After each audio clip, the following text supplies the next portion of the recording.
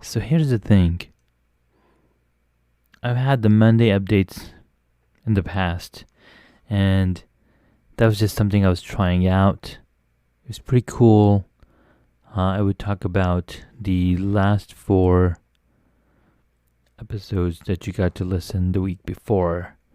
And at that time, I was putting 4 episodes per week, 5 episodes per week, in which 4 of them were interviews with my guests. Amazing interviews. And I think I was just rushing through all of these amazing content, amazing interviews. And I was like, all right, well, I ran through 40 episodes pretty quickly, 40 interviews pretty quickly. So I have been doing these recordings time to time, especially when I'm driving back on those commute long drives. I just turn the microphone on and I start talking. And what's funny is that that's exactly how the podcast started. And I was like, I haven't been able to do those episodes because there's just so many things going on. So I figured that, there has to be a specific need. There has to be a specific way that I can actually get this information out. I mean, I've got a whole bunch of recordings, and these are cool insights that, of course, gone through. And I asked the community a couple of days ago on the Hacks and Hobbies page on Facebook, and I was like, hey guys, what do you think of this? I am looking to create or figure out just any day that I can share my thoughts on the podcast. And the idea came from when I listened to my good friend Heather Paraday, and she has Fidget Fridays, where she basically talks about whatever's on her mind and whatever she's going through. And it inspired me to figure out, hey, I need to have something like this as well on the Hacks and Hobbies podcast, because after all, these conversations that we're doing with our guests, it's just so powerful, and I need to have a way to talk about what we actually talked about, or just relate to the fact that, this conversation happened. And I was like, when there has to be a terminology that I can use to actually talk about these things. So I asked on the Hacks and Hobbies page, and I was like, hey guys, I am constantly talking about myself, how to get better at conversation, started about the podcast and get thoughts out and over to you guys and get them validated. And too many times I'm just afraid to get the words on the paper. So I asked, what should I call my thoughts on the happenings around me, and specifically what I'll be sharing in the podcast outside of the interviews episodes. And a whole lot of you took the time to actually jump in and say what I should be talking about. And some words were thrown out, some consideration, rumination, deliberation, contemplation, ideation, brain work. And I was like, those are really cool, but I want to use the words with the name of the day. So like Deliberate Tuesdays or Brain Work Wednesdays, or on today's Ideation Monday. And somebody was like, how about Thinker Thursdays or Thursdays Thinkers? Those are pretty good too, but I already publish the episodes on Thursdays. Every Thursday is when the interview is going out, and I just want to keep it that way because Thursdays are the days that I record the interview, so it kind of coincides with daily happenings, we did talk about something like that. So I was like, well, and then my another good friend said, what about fireside chats? It almost reminds her of the fireside chats with a past president. And then she also said that she likes the Ideation Monday, which I had mentioned. But I kept thinking, it needs to sound something like Clark Kent, or I can't remember any other. Oh yeah, Peter Parker. Names like first name, last name start with the same letter, so something like that. So I kept thinking, and I just let my mind sink in and figured out, come up with an answer. Not that I've gotten some feedback from friends, and I figured, hey, what about Meditation Mondays?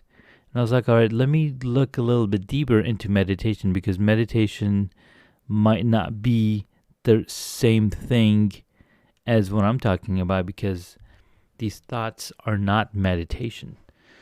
So I'm like, all right, let's ask Dr. Google and Dr. Wikipedia what they think about meditation. So meditation is simply a practice where an individual uses a technique such as mindfulness or focusing the mind on a particular object, thought, or activity to train attention and awareness and achieve a mentally clear and emotional calm and stable state. I was like, all right, so that's the first paragraph, almost the first paragraph on Wikipedia. Then I ran into this article on medicalnewstoday.com, and there's actually 7 types of meditations. And these 7 types are loving kindness meditation, a body scan or progressive relaxation, mindfulness meditation, breathe awareness meditation, the Kundalini yoga, Zen meditation, and transcendental meditation. Now I can go into the details and read what these are. So just tell, if you want to skip, you can skip 15 seconds ahead. So the first one is loving kindness meditation. So I basically went in and all right, let me read about these meditations. What are they really about? Because we all kind of know what meditation is, but doing some good research always gives you that clarity that, that's what it is. So let's jump in. All right. So the first one is loving kindness meditation. It is also known as metta meditation. Metta meditation. Its goal is to cultivate an attitude of love and kindness toward everything, even the person's enemies and sources of stress. While breathing deeply, practitioners open their minds to receive loving kindness. They then send messages of loving kindness to the world, to specific people, and to their loved ones. In most forms of this meditation, the key is to repeat the message many times until the practitioner feels an attitude of loving kindness. Now, loving kindness meditation is designed to promote feelings of compassion and love for both others and oneself. You gotta have compassion for yourself, because if you don't, it's very hard to have compassion for others. All right, that was just a little tidbit I added. So it can help those affected by anger, frustration, resentment, interpersonal conflict. This type of meditation may increase positive emotions and has been linked to reduced depression, anxiety, and post-traumatic stress disorder, or PTSD. Wow, so that's pretty powerful. Sending out love and repeating tiny messages, or repeat the message many times. Something that reminds me of this is there was a story where this man was praying, and he kept saying, Ya Allah, Ya Allah, oh God. And because God answers you, he ended up saying, I am God, meaning God was speaking through this person that, hey, I hear you and I am here and listening. So I was like, wow, that's pretty. And this kind of talks about the same thing, because now you're creating that mental connection with the person that you have ill feelings, or you're stressed about them, or whatever you might have, frustration, resentment, etc. All right, let's move on to the next one. Body scan or progressive relaxation. Progressive relaxation, sometimes called a body scan meditation, is a meditation that encourages people to scan their bodies for areas of tension. The goal is to notice tension and to allow it to release. I would love to notice the tension in my neck and shoulders and ask them to leave, because I've been in so much pain all day today and past few days. It's really crazy. All right, so during a progressive relaxation session, practitioners start at one end of their body, usually their feet, and work through the whole. Some forms of progressive relaxation require people to tense and then relax muscles. Others encourage a person to visualize a wave drifting over their body to release tension. That sounds very relaxing. Like literal wave crashing over your body? Oh yeah. Progressive relaxation can help to promote generalized feelings of calmness and relaxation. It may also help with chronic pain, because it slowly and steadily releases the body. Some people use this form of meditation to help them sleep. Oh, yes. I've heard of this. I've seen this happening, when you are going in a meditative state to be hypnotized. The hypnotist will ask you to start relaxing different parts of your body. Your eyelids are heavy and they're drooping and they're falling over your eyes, and you start thinking about it and your eyes automatically close. That's pretty interesting. Cool. All right, let's see number 3. Mindfulness meditation. Now, I really like this one just because of the Peter Parker, Clark Kent kind of vibe in it. Mindfulness meditation. So I was like, oh, the triple M. Welcome to the Mindfulness Meditation Monday, or Monday's Mindfulness Meditation. And today's Mindfulness Meditation, that has to be better. Today's Monday meditation of mindfulness.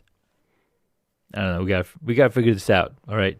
So something like that, and then jump into my thought process and whatever I'm thinking and share with you guys, because you gotta change it up. The patterns of what's happening and how you're sharing information with your audience, with your friends, with your colleagues, with your hobbyist friends, and my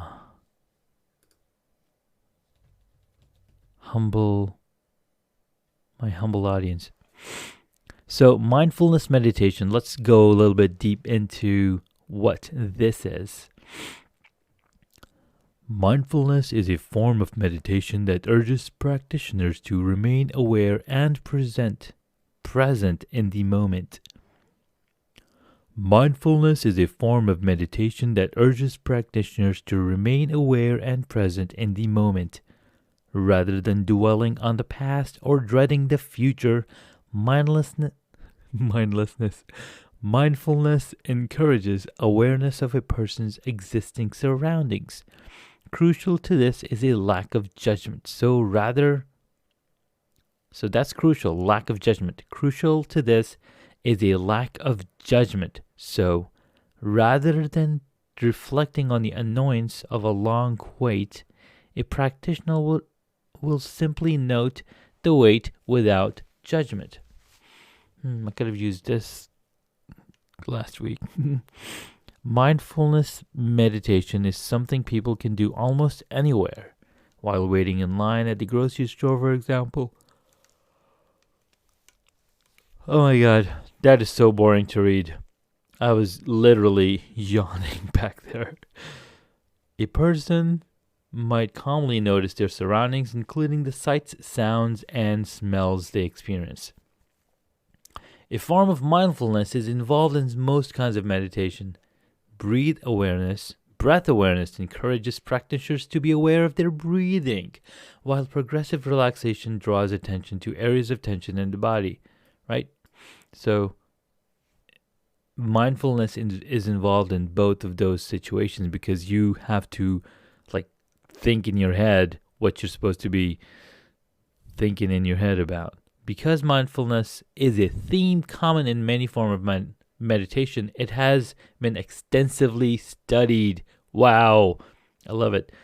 Research has found that mindfulness can reduce fixation on negative emotions, improve focus, improve memory, lessen impulsive emotional reactions, improve relationship satisfaction.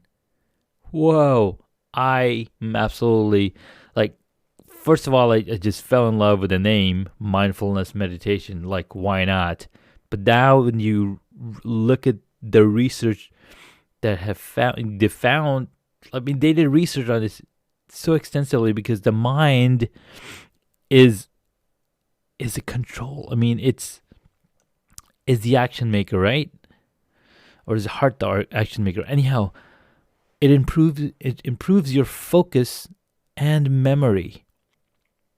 And you probably remember, but I have a really bad memory. And I lack a lot of focus. So, man, I am either tired or just sleepy. Yeah, it's either one of them, but this stuff is just blowing my mind up. But my body is super tired. Some evidence suggests mindfulness may improve health. For example, a study of African American men with chronic kidney disease found that mindfulness meditation could lower blood pressure. Wow. All right, that was awesome. Okay, I keep looking at the time and it says 1:18. I'm like, what? I haven't spoken for 1 minute and 18 seconds. It's actually 18 minutes and 30 seconds. So I've been talking about this thing for about 18 minutes. And I really appreciate you guys sticking around so we can figure out the name for this types of episodes. It is so important to have any type of meditation in your life because it absolutely brings results. All right, number 4 is breathe awareness meditation. And if you own an Apple Watch, you are probably reminded throughout the day to do your breathe exercises. And I think breathe awareness meditation, or BAM, has to be related with what we're about to just discover. Or maybe you already know. Breath awareness. I keep saying breathe, but it's breath. You can pronounce it either way. English is a funny language. Breath awareness is a type of mindful meditation that encourages mindful breathing. There you go, mindful again. So BAM encourages mindful breathing. Practitioners breathe slowly and deeply, counting their breaths,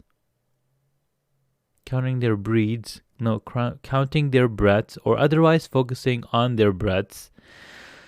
The goal is to focus only on breathing and to ignore other thoughts that enter the mind. As a form of mindfulness meditation, breath awareness offers many of the same benefits as mindfulness. These include reduced anxiety, improved concentration, and greater emotional flexibility. I didn't pay attention to the word arrangement, but breath awareness meditation, or BAM. Welcome to a BAM Monday, where we will focus on our breaths and breathe. Man, that word just drives me crazy. Breath and breathing. Why can't it be like breathing or something? Anyways, number 5 is Kundalini yoga. So I'm guessing this is like literal yoga. Is a physical active form of meditation that blends movements with deep breathing and mantras. People usually learn from a teacher or do a class. However, someone can learn the poses and mantras at home. I did not know that there were mantras involved in yoga. Yeah, I didn't know it. I didn't know it at all. I've done the yoga, a couple of yoga classes, and done the poses, but there was no mantras. Maybe that was just, modernized version. All right, similarly to other forms of yoga. Okay, so there are other forms of yoga. Kundalini yoga can improve physical strength and reduce pain. It may also improve mental health by reducing anxiety and depression. There's those words again, anxiety and depression. These are like the diseases of the brain because they cause so much damage in your brain. It's almost like remembering the movie Inside Out, and she's feeling so much depression and anxiety that her palaces start crashing and crumbling, because that's the literal destruction of your brain happening. All right, back to the article. So a 2008 study of veterans with chronic low back pain, for instance, found that yoga reduced pain, increased energy, and improved overall mental health. Wow. All right, I need to go do some Kundalini yoga so I can reduce some pain in my back and my neck and shoulders, and improve my overall mental health. Number 6 is Zen meditation. Sometimes called Zazen, is a form of meditation that can be part of Buddhist practice. Many Zen practitioners study under a teacher because this kind of meditation involves specific steps and postures. The goal is to find a comfortable position, focus on breathing, and mindfully observe one's thoughts without judgment. Again, this form of meditation is similar to mindfulness meditation, but requires more discipline and practice. People may prefer it if they are seeking both relaxation and a new spiritual path. So guys, check it out. Zen meditation can help you find a new spiritual path. That's pretty awesome. I mean, really, really, really awesome. Because we all need to be able to relax and focus on the path that we're on. Last one, but not least, is transcendental meditation. Transcendental meditation is a spiritual form of meditation where practitioners remain seated and breathe slowly. The goal is to transcend or rise above the person's current state of being. During a meditation session, practitioners focus on a mantra or repeated word or series of words. A teacher determines the mantra based on a complex set of factors, sometimes including the year the practitioner was born and the year the teacher was trained. An alternative allows people to choose their own mantra. This more contemporary version is not technically transcendental meditation, though it may look substantially similar. A practitioner might decide to repeat, "I am not afraid of public speaking. I am not afraid of public speaking," while meditating. People who practice transcendental meditation report both spiritual experiences and heightened mindfulness. Wow. All right, so those are the 7 different types of meditations that are listed on this site. And there's a lot of truth and a lot of clarity to what they bring to your mind. So how long does it take to work? The various meditative disciplines encourage you to focus on heightened awareness, slower breathing, and increased acceptance. Meditation is not a results-focused undertaking. Indeed, fixating too much on the results can provoke anxiety that undermines the benefits of meditation. However, most research shows that meditation can work very quickly. Studies of meditation typically follow practitioners for weeks or months, not years. Many meditation practitioners report an immediate improvement following a meditation session. During meditation, it is common to feel less stressed, more accepting, and at greater peace. Over time and with practice, these sensations may continue outside of meditation sessions. So they're asking, the last question is, how often should you be meditating? Well, there is no right answer to this question. One argument is that any medication is better than no meditation. So if a person is only able to meditate once a week, this should not be a barrier to trying out the therapy. A person can consider starting with a few sessions per week, working up to 1 session per day. Meditating around the same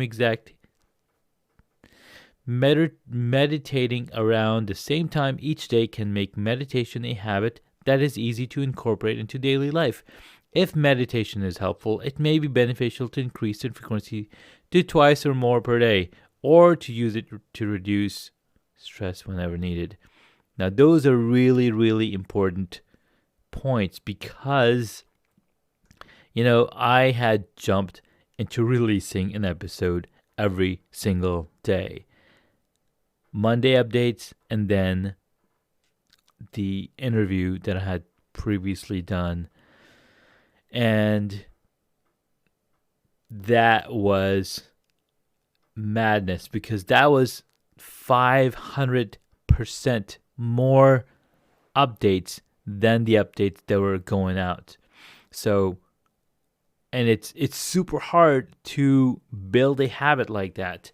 So I figured, following this methodology of having at least once a week meditation session, getting that talk out and getting these thoughts out to the world, because again, it's really hard when you don't get your thoughts out of your head. That's why they say that you should be writing a journal every day, writing down what's in your head, getting it out of your head, so then your head is not storing these toxic things.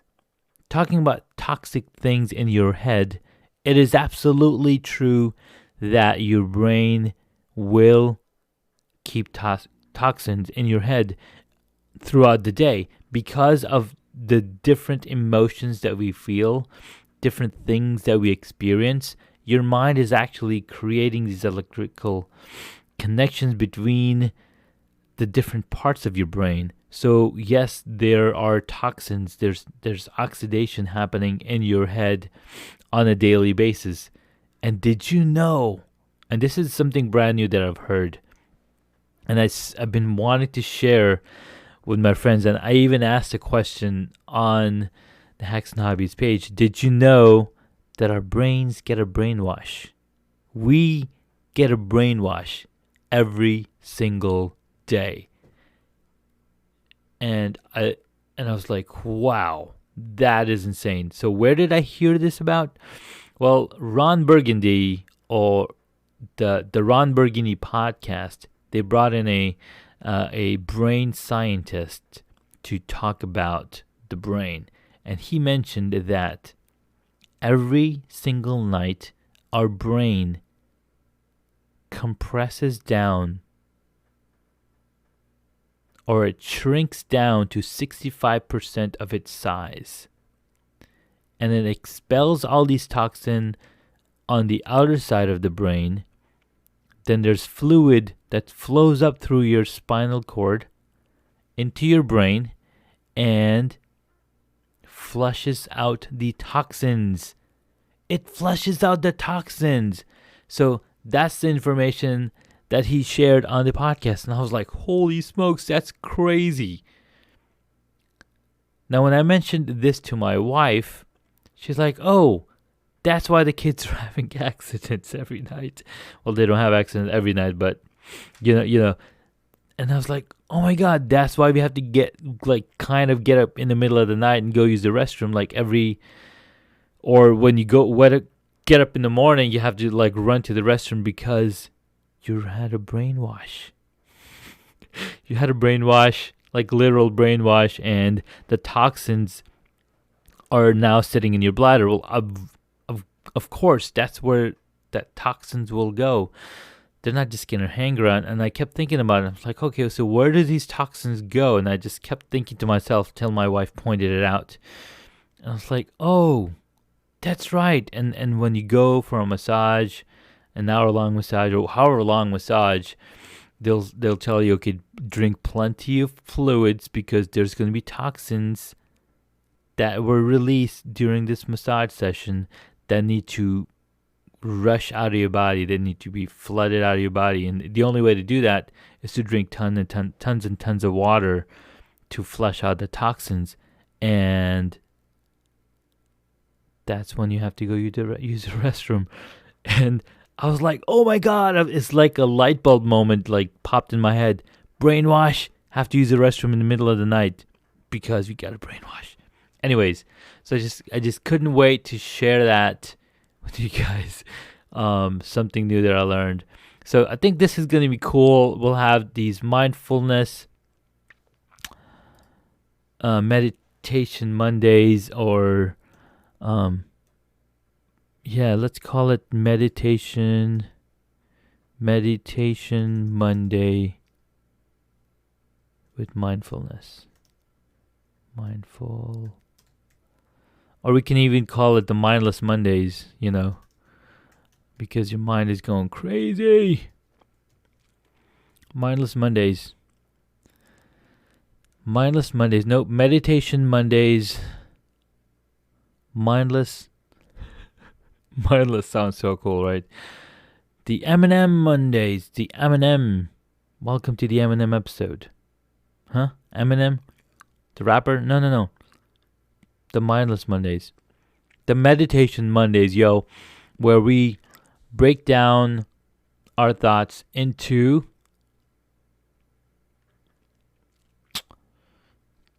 I don't know, I forgot. So we can increase the awareness. We can encourage awareness and our existing surroundings. Talking about my existing surroundings, I really need to update my surroundings. There's so much stuff around here. I'm half the time I'm afraid to come in this room because I'll look around and I'm like, oh, I haven't done that. Oh, I haven't done that. Oh, I haven't done that. I need help. Can somebody come and help me organize my office? It is a mess. All right, that's it for this Mindfulness Meditation Monday. Thank you so much for tuning in. Tune back on Thursday, where you will get to hear me talk with another amazing guest. Who's it gonna be? Well, it's a roll of a dice. I've got a few episodes lined up for you guys for Thursdays, and this is gonna be a really exciting one. I'm talking with my good friend. Who is it? Episode 90. I'm talking to Matthew Gagnon. How to function at a higher capacity by working on yourself with perseverance. This was an awesome episode, and we got to talk about a lot of amazing things. Well, tune in on Thursday and you'll get to hear me speak with Matt Gagnon. Have an awesome Mindfulness Monday. Till the next one.